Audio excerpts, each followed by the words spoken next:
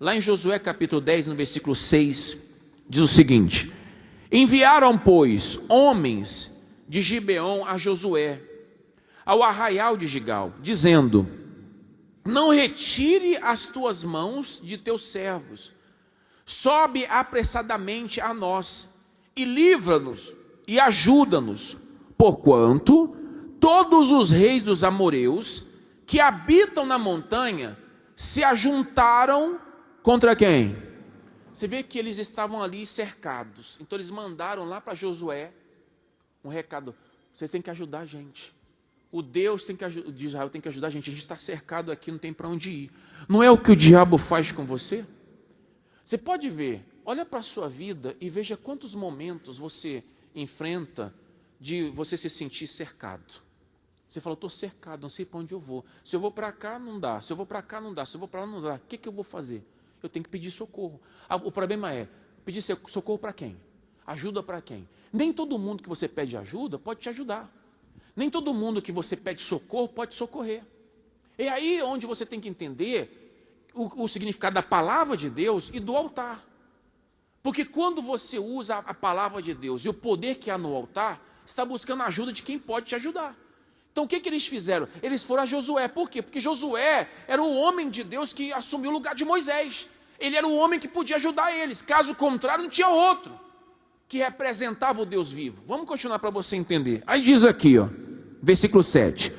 Então subiu Josué de Gigal, ele e toda a gente de guerra com ele. Toda a gente de quê? Josué não falou assim: vamos embora todo mundo, foi isso? Ele pegou o povo de quê? De guerra. Quem são o povo de guerra? Os que têm fé, os que andam com a espada. Qual que é a nossa espada? A palavra de quem? Vocês têm que ser gente de guerra. Vocês têm que ser pessoas de guerra. Não pessoas que sejam perturbadas, cercadas e atormentadas pelos demônios. Vocês têm que ter disposição para guerrear. Porque nem todo mundo tem disposição de lutar pelos seus sonhos, de lutar pelos seus objetivos, de lutar pelas promessas de Deus. Tem gente que se esconde, tem gente que foge. Deus está buscando gente de guerra. E quem são as pessoas de guerra? Aqueles que confiam plenamente na palavra de quem? De Deus. Quem confia na palavra de Deus não é aquela que profetiza a palavra, não é aquela que diz que ama a Deus, não é aquela que louva em canções e orações, e sim aquela que diz o seguinte: isso aqui é meu, Deus me prometeu, ninguém vai tirar.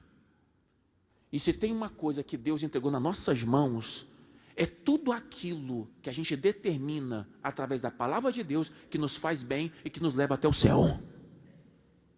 Se você quer que Deus haja na tua vida, você tem que entender: a sua vida tem que ser uma vida de propósito. Você tem que ter propósito na vida. Você não pode viver por viver. Você não pode levantar e acordar por acordar, sem rumo, sem direção, nada disso. Você tem que ter propósito. Você tem que levantar e eu tenho um propósito. Você tem que ter propósito na sua vida. Quem não tem propósito na vida é obrigado a cumprir o propósito dos outros.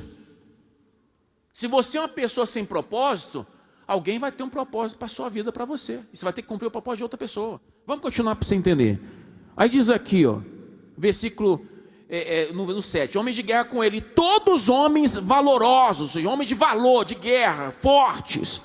Aí a Bíblia diz: e o Senhor disse a Josué, quem está falando aí? Deus, o Senhor: não temas, ou seja, não tenha o quê? Medo. Se tem uma coisa que o diabo trabalha, é colocar medo em vocês.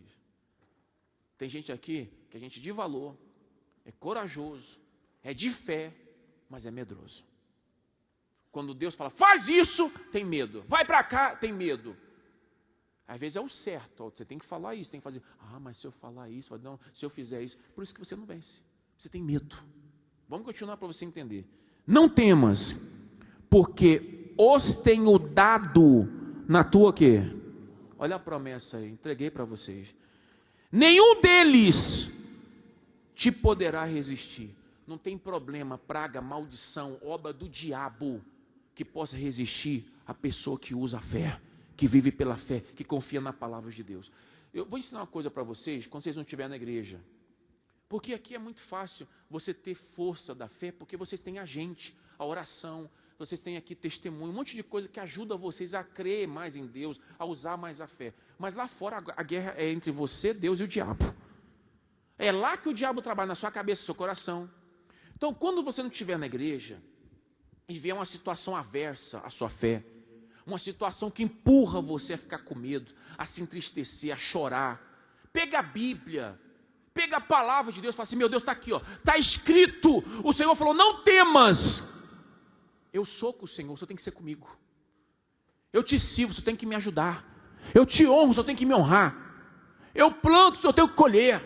Eu não aceito isso aqui. Pela palavra do Senhor, eu amarro esse demônio. É aí que Deus entra. Usa a palavra de Deus.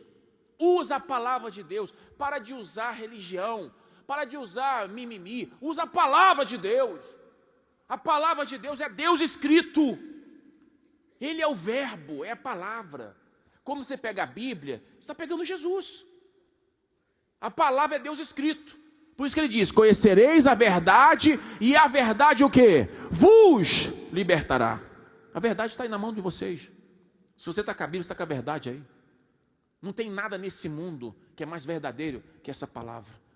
Aí ele termina dizendo, vamos lá: e Josué lhe sobreveio de repente, ou seja, foi com tudo, porque toda a noite veio subindo desde Gigal, e o Senhor os conturbou diante de Israel, e os feriu com grande matança em Gibeon, e perseguiu-os pelo caminho que sobe a Bet-Heron, e feriu-os até Azeca e até Maquedá. E sucedeu que, fugindo eles de diante de Israel, a descida de Bet-Heron, o Senhor lançou sobre eles do céu grandes pedras até Azeca, e morreram. E foram muitos mais os que morreram das pedras da saraiva do que o Senhor, do que os filhos de Israel mataram a espada. Ou seja, quem venceu aqui essa guerra aqui? O próprio Deus. As pedras que Deus lançou matou mais do que os guerreiros. O que Deus estava falando? O seguinte: confia em mim. Deus, ele pode mudar muito mais a sua vida do que você mesmo. A condição teológica, a condição de estudo, de cultura, de economia que você tem, chega perto da condição do Senhor Jesus na sua vida. Quando o Espírito Santo entra, tudo que você tem é nada. Toda a condição que você tem, o poder que você acha que tem, vira pó diante de Deus. Deus mostrou uma vez mais para Israel o seguinte: se vocês confiarem em mim, se vocês confiarem na minha palavra, não precisa ter medo, pode ser demônio, inferno, pode ser principado, potestade, pode ser macumba, feitiço, o que for, nada vai vencer. Eu sou o Senhor. É isso que Deus queria. Para terminar, para a gente fazer a oração de libertação, a Bíblia diz, então, versículo 12, Josué falou ao Senhor, no dia em que o Senhor deu os amoreus nas mãos dos filhos de Israel, e disse na presença dos israelitas: sol, detente em Gibeão, e tu, lua, no vale de Ajalon. E o sol se deteve e a lua parou, até o povo se vingou dos seus inimigos. Até que o povo se vingou dos seus inimigos. Isto não está escrito no livro de Jasser? O sol, pois, se deteve no meio do céu, e não se apresentou a pôr-se, quase um dia inteiro. Só para você ter ideia, para Josué poder pegar todos esses 5 reis e todos os exércitos, ele tinha que parar o tempo. Josué viu o que Deus tinha feito com as pedras ali no monte, na descida de Oron. Então Josué pensou o seguinte: para me alcançar aqueles lá, eu tenho que parar o tempo. Josué estendeu a mão para o céu e falou: lua, detém. Sol, você para. Isso mostra que não existe nada impossível para quem? Por que você tem medo? Por que você não faz o que a fé está mandando você fazer? Detém o sol na tua vida, detém a lua na tua vida. Fala: eu vou parar essa situação. Eu não quero nem saber o que é e como veio, o que está acontecendo. Eu quero saber de uma coisa: a minha fé, a fé que eu tenho em Deus, tem que mudar essa situação. Ele parou o sol. É como se o dia, em vez de ser 12 horas, 24, foi 36, 48 horas.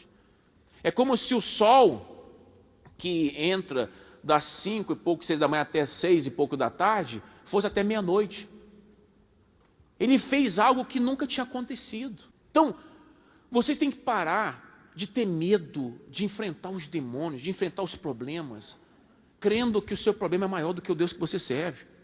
Vocês têm que parar de ficar chorando, como Ana fazia, ficava choramingando, eu não tenho filho, não sei o quê. Parar de ficar, meu Deus, quando vai acontecer esse milagre, até quando? Vocês têm que agir a fé de vocês. Josué usou a fé dele e usa a sua. Abraão usou a dele e usa a sua. O problema é que às vezes você quer vencer o diabo usando o que todo mundo usa. Argumentos humanos. O diabo é espírito. Para você vencer o espírito do diabo, você tem que ter o espírito de Deus a seu favor. Para você vencer o espírito das trevas, a luz tem que estar com você. Você quer vencer demônio? Usa o que o diabo tem medo. O diabo só tem medo de uma coisa e nada mais. O diabo não tem medo de igreja, de pastor, de Bíblia, de nada. Ele enfrenta a gente, você vê aí. O diabo só tem medo só de uma coisa. Só de uma coisa. Da fé usada na palavra de Deus. Se você usar a fé na palavra de Deus, já era. Não tem demônio que vai vencer você.